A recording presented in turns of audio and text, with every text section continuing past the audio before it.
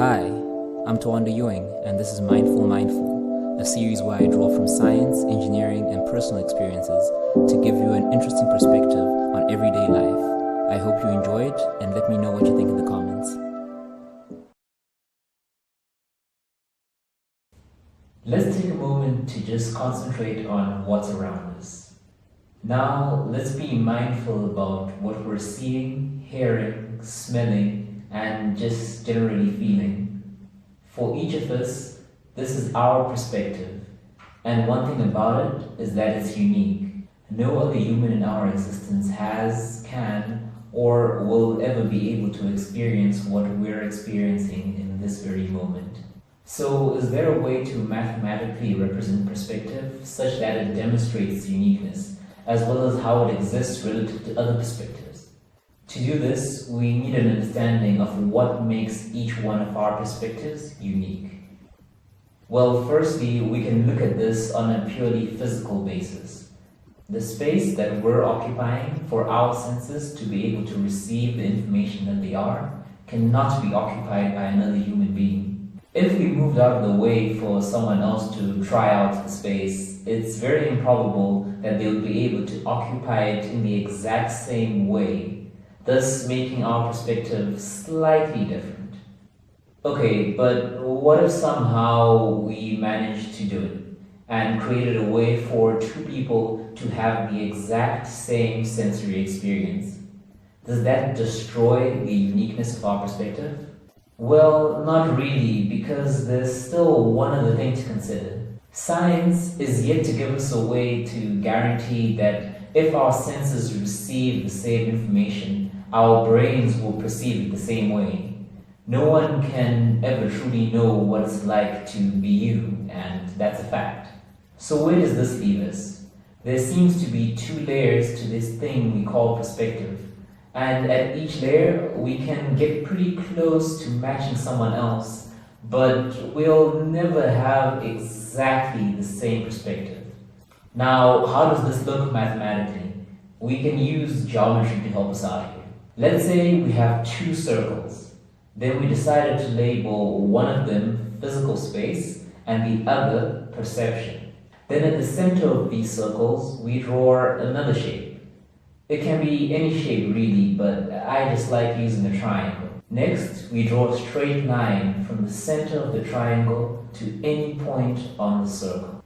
If we think of ourselves as an infinitely small point that's on the circle, then this line represents our perspective in the physical space, which produces our perception. The view we see at the center is our experience, and unless someone is standing right on top of us, they won't be able to see what we see.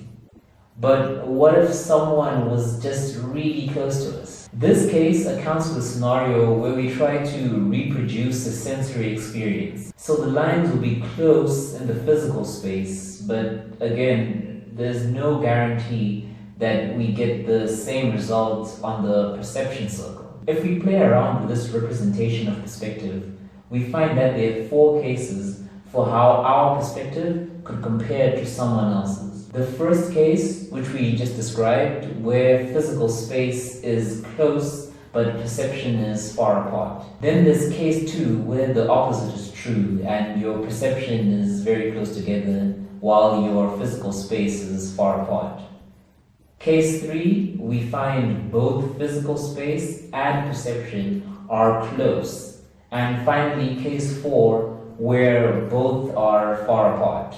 Okay, great. So we just use geometry to demonstrate that our perspective is not only unique, but it also has 4 different ways of being positioned relative to the perspective of everyone else around us. Now what? How is knowing this going to help us in our day-to-day lives? Well, from the get-go, keeping this model of perspective in mind is a great reminder that your experience is unique. You can see things in a way that no one else can.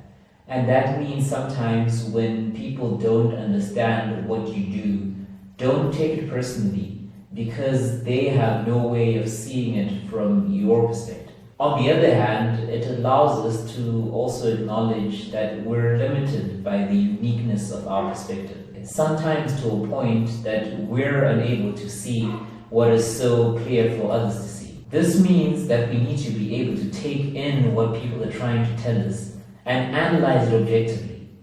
Because sometimes our plans have covered all the possible outcomes of our perspective, but what about the things that we have no hope of ever seeing coming? Lastly, is that the four cases make us aware of how our perspective can be different or similar to the people around us. Being able to identify which case you're in can assist in expressing your views more clearly. It sort of gives you a way of identifying what kind of shift someone has to go through to see where you're coming from. You should definitely give it a try sometime. But until next time, stay mindful. Taking your relationships, I'm on some other shit.